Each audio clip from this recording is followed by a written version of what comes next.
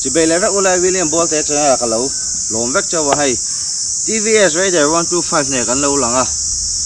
bike liền lệ chặt đâu bụi đâu đâu khal thìn mai la bike để trang cài nó tắc tắc này hi kan khal về phô boka chu wang cho nên heng te kan non tilang china với nia po hianin mitin ni na kan man trang cài thei tu le man zo ka kan lei thei thil kan non chop chok le ta chu chu a thil raw na kan lo nei le do ne o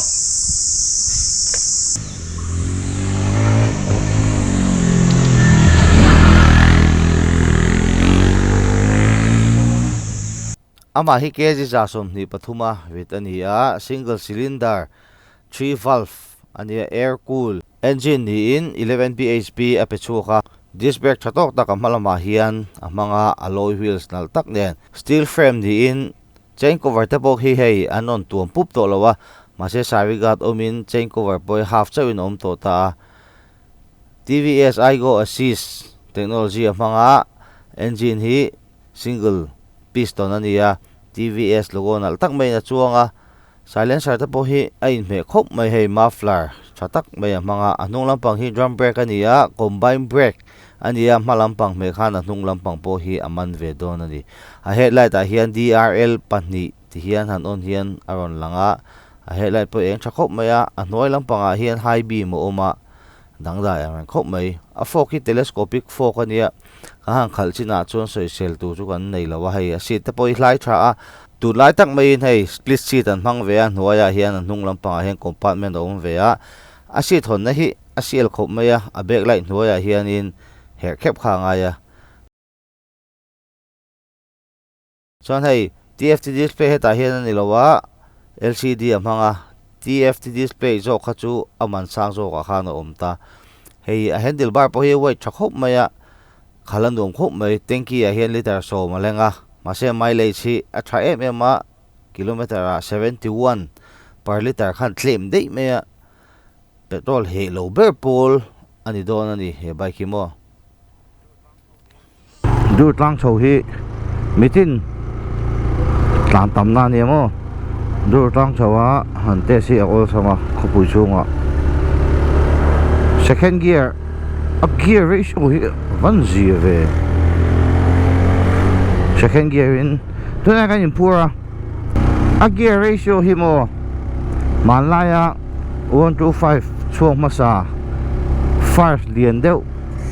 second te le deuh in car lat deuh kha ani lawa hemi hi 125 hi chu input chung hian kan ei ringot zela chu wang chu ni hei voina po anin phuna chan ani na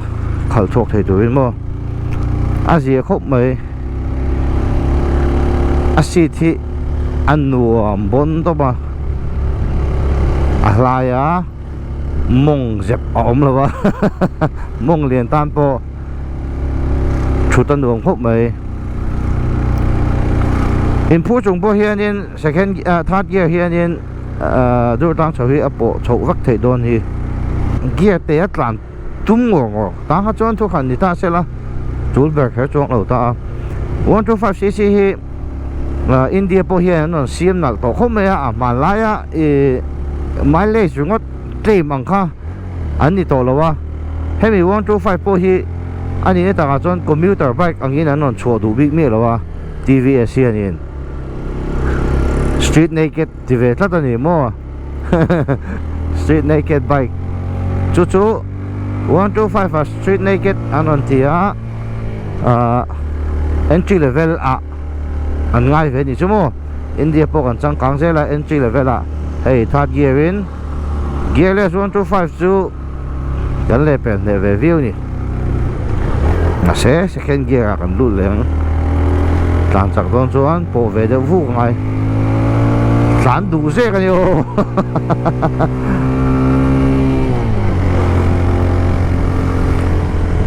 mana 125 kan ngai dan ang kha hei aron pel to khop mai input chung in kan pot chho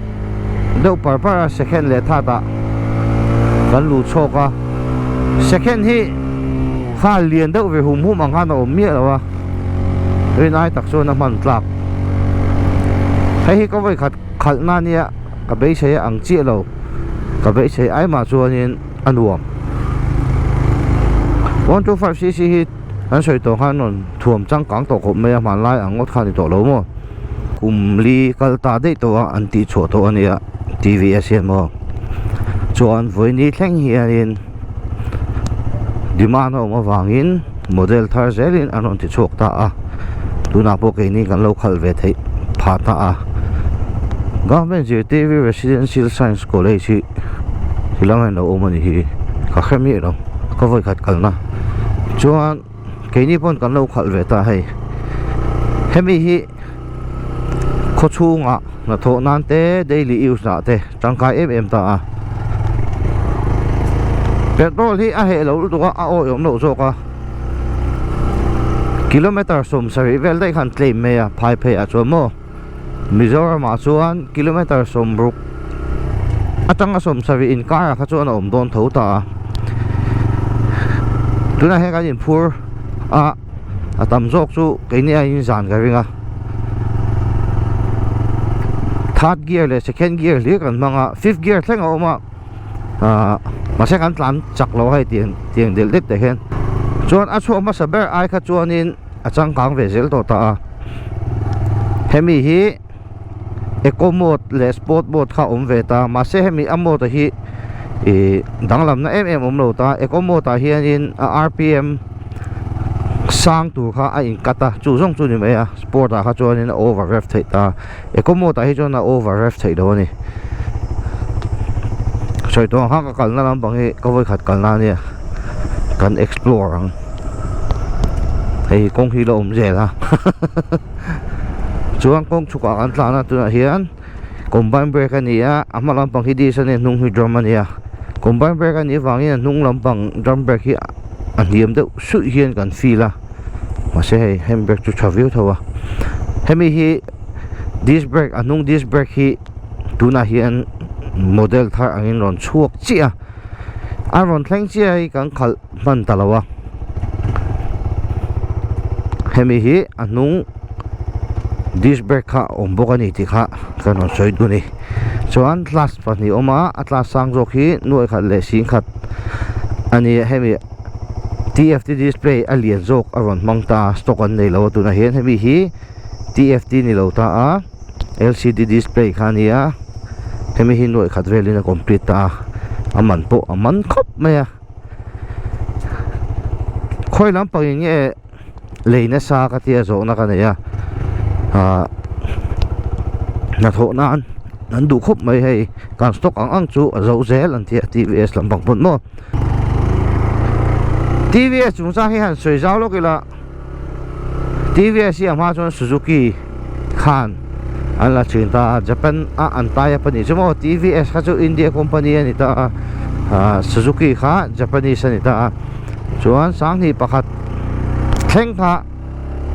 TVS Suzuki ti khan chi ani chuan sang hi pakhat tang khanin TVS amalang khan angkal chan ta kha tang khanin TVS sian chukno chat lawin company lian tak ni na ha aron ho ta world war ta po an chak nem khop mai a South America ate an shal na sani foreign apo mo India company hi TVS hi tuna hen BMW na entire panti to kha chuan Norton company British bike lun lutuk ta bohan lei dei to ta Norton khamo khang te khani ya 125 hi anon sim anon thum chang kang to khop mai Bluetooth connectivity te anon nei ti level to ta hei heta po hian in Bluetooth connectivity a oma TVS hi Bluetooth connectivity nei ti ma saber dia India two wheeler zinga chuan hemi an Raider po hi smart generator silent start kan ti kha TVS two wheeler chon amang ma saber ta hemi hian mo aron mang ma saber ta a chuan thei eco mode ta po RPM in cut turin anon tile keu ta hi chuan eco mode ta da hianin RPM a in kata chuan stop and go traffic jam a anung lai a thi dei zel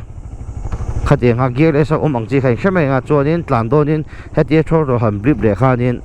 anh on le tlan le ngal mấy thei khan ta khát tiếng khop khan on thuam chang ka nga chuang chuan na tho nan chuanin du thu sam petrol hei lo thei ang ber kho sa kha ni hei tu lai a in do thu thang te kan sia petrol ma sang zela petrol po min dei to lo ta 20% ethanol te an pol zel to ta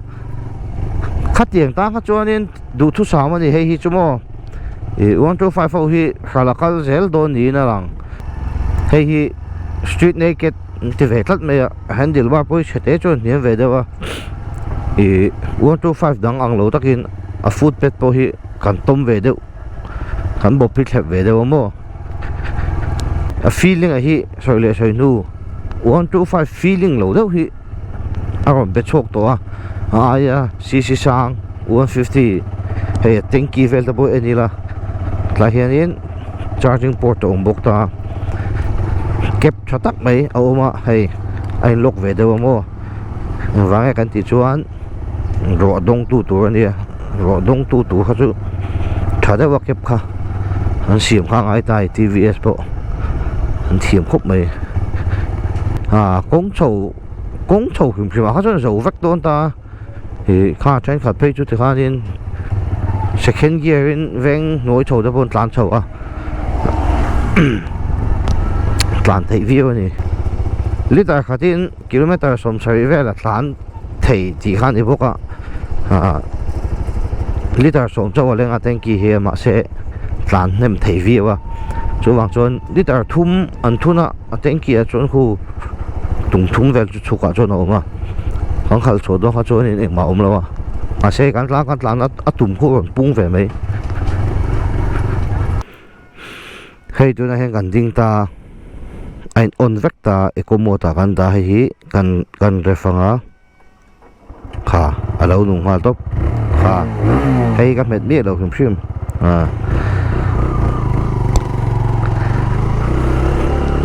te kha featuring kha chaverio ni wa thì hạ đam thảo vậy mà với nia kan bai khal hi ka vil ro lo om chu ma na tema u do chu khaso in lakhianga Fiero Suzuki Fiero TVS Suzuki Fiero chu te kha ka vil ro lo om hey ri tele engamo min on tham dan te hi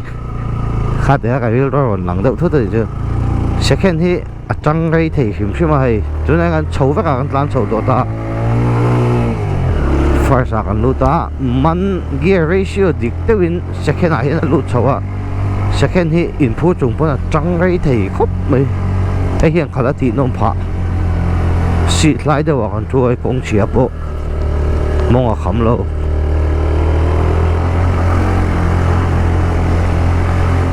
ratio dik deuh si gear liền em si lo dấu thấu si second hian a potamo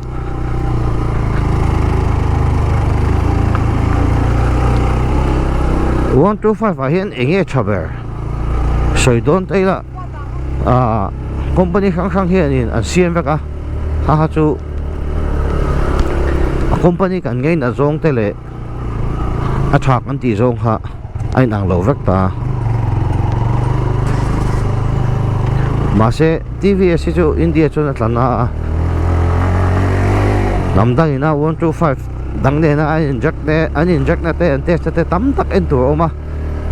ti sei to ha din kumli kal ta dei to siam ani to wangin kenin hei ti se ka non ti travel ni a ka khal le ni hei le tu lo manga mai thak tak ani wangin hei nge restrict railway ha tlaman kol chawng chuan hei hi aron en khal dewa khu booster ang deuh khumo khu en to ka tha bokhan om ta highway a hianin a gear ratio hi kar nai na dik dei truck po kan le bel le so le me a to fa se zo na chak ani tunan chi chuan ai go kha che ha ka soi zo atilaya turbo ang deuh a in rem nu kha anin han ref le kha din chete na boost ve kha ma se highway thui deuh thak khang highway do na highway à chuan hei 3 le 4 man na tam ve tat 125 ang lo takin a khosani hi a ke hi 100 ania 110 ni se hei a hianin a nget de donga 100 hi chu kual rang ma 19 ni mo tlan chok thei ve li me yo vẫn sầu đậu rung mới lộ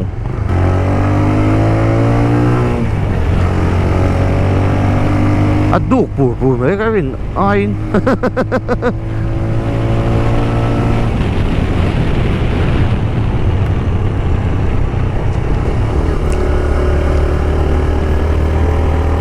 hay câu khát úp à te bike lồm tắc te cần lát mà để thỉnh thoảng à pavalai tan te mo ha tiang tan ka chon a chale zual don ni he bial phang nan te ha tiang na kal nan si za pu yom si lo aluk sa chu chapa petrol he lo em ei ni boxe mo chang chang a tu siam ni lo ma se a ti ve thei viu mi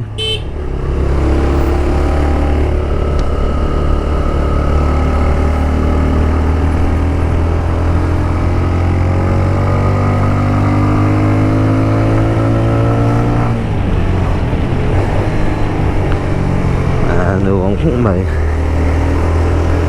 ai về hâm mấy đồ mày gear ha hẳn sao đó nè gear shift down pon hẳn ref match pon mo hay rồi về hâm mày à mi chút sống về réo thì em to cần u mong gear là số 125 chậm a gear này chú đằng đâu nhỉ ha anh làm sân đấy đùa mà Raider 125 chú thì khá ní cái hẳn khal kual ta thì Asia khóc mày lấy đuổi đồng cho anh bông còn KC TVS lấy thấy răng ta nung disc brake lệ